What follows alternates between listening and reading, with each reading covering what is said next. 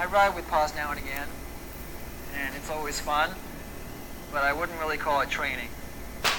I don't think Paz would call what he does training. It's more like playing on his bike in the woods. Well, mainly I go super fast, and then Chris struggles to hold my wheel. He'll find a log that he wants to ride. He'll just ride that log and see if he can ride the whole length of the log without putting his foot down.